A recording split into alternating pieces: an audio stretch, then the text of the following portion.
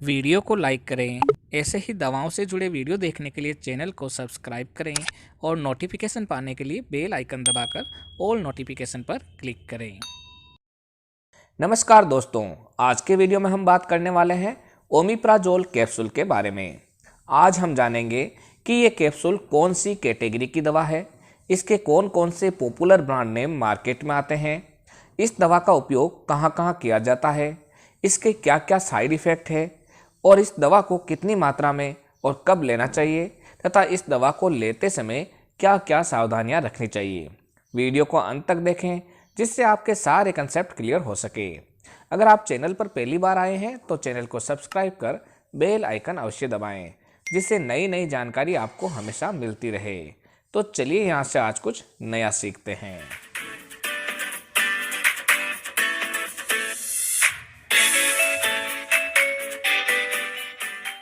दोस्तों, ओमिप्राजोल एक प्रकार की प्रोटॉन पंप इनहिबिट करने वाली दवा है जो कि हमारे पेट में उत्पन्न होने वाले हाइड्रोक्लोरिक एसिड या फिर यूं कहें कि अम्ल की मात्रा को कम कर देती है, जिससे पेट में हो रही जलन या फिर गले का जलना या गैस की समस्या से आराम मिलता है।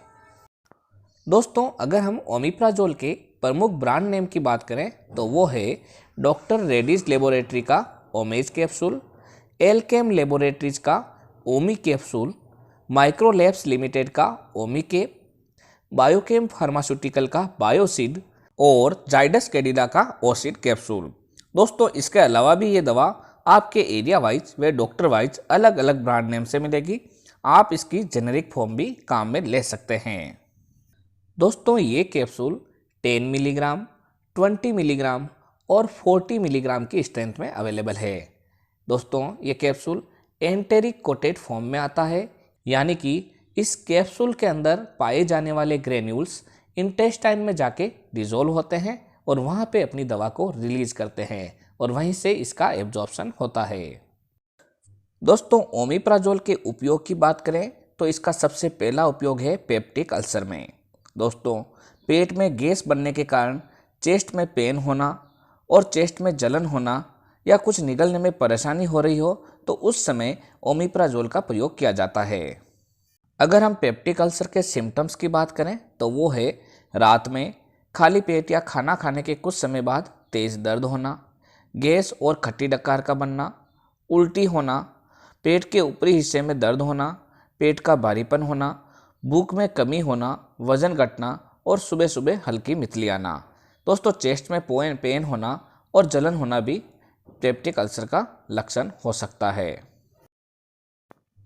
इसका दूसरा उपयोग है गैस्ट्रोइसोफेगल रिफ्लक्स डिजीज में, जिसे हम GERD भी कहते हैं।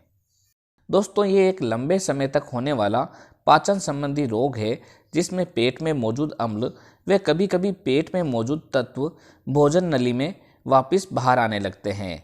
इस रिफ्लक्स के कारण भोजन नली या फिर ईसोफेगस की अंदरूनी सतह पर जलन होती है तथा साथ ही सीने में जलन रहती है, तो इसे GERD कहा जाता है।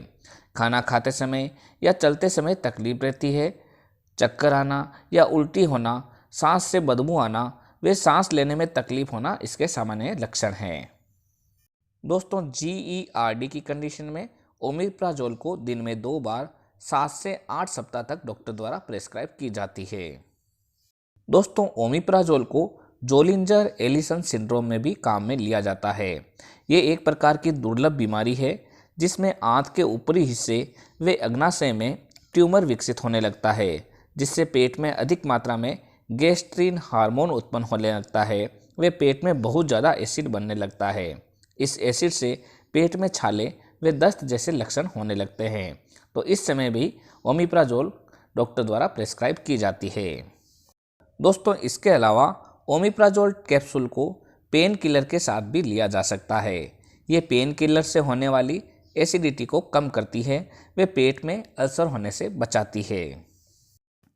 अगर कोई व्यक्ति लंबे समय से तनावग्रस्त रहता है तो उसके पेट में भी अल्सर होने के चांसेस रहते हैं, तो उस समय भी डॉक्टर द्वारा ओमिप्राजोल को प्रेस्क्राइब किया जाता है। दोस्तों, वैसे ओमिप्राजोल के कुछ खास साइड इफ़ेक्ट नहीं है, पर फिर भी कुछ मरीजों में ये nausea, loose motion, headache, abdominal pain, muscles and joint pain, dizziness और रेसेस प्रोड्यूस कर सकता है। अगर इसके अलावा कोई भी सिम्टम्स आपको लगे तो तुरंत इस दवा को बंद कर अपने डॉक्टर से सलाह लें। इस दवा का प्रयोग खाना खाने से 1 घंटे पहले सुबह के समय किया जाता है तथा कभी कभी ज़्यादा परेशानी होने पर डॉक्टर द्वारा इसे दिन में 2 बार सुबह व शाम को खाना खाने से 1 घंटे पहले लेने की सलाह दी जाती है। दोस्तों, यदि किसी मरीज को ओमिप्राजोल, पेंटोप्राजोल या फिर रेबीप्राजोल जैसी दवाओं से एलर्जी है तो उस मरीज को ये दवा नहीं देनी चाहिए।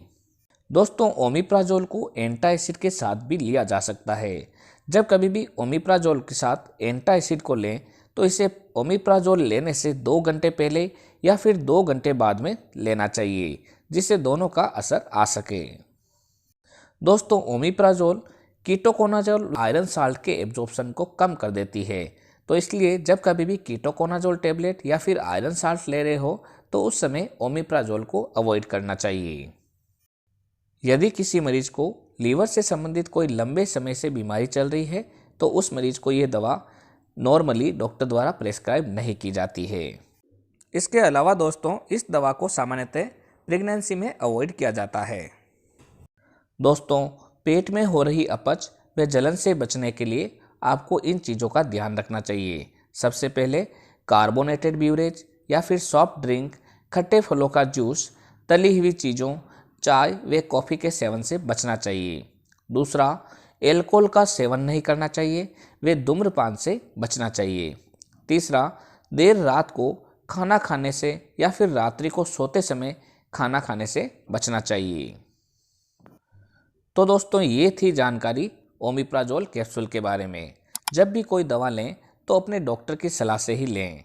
इसी तरीके के वीडियो देखने के लिए हमारे चैनल को सब्सक्राइब कर बेल आइकन अवश्य दबाएं, जिससे नई नई जानकारी आपको सही समय पर मिल सके। एक बार फिर मिलते हैं एक नए टॉपिक के साथ, तब तक के लिए धन्यवाद।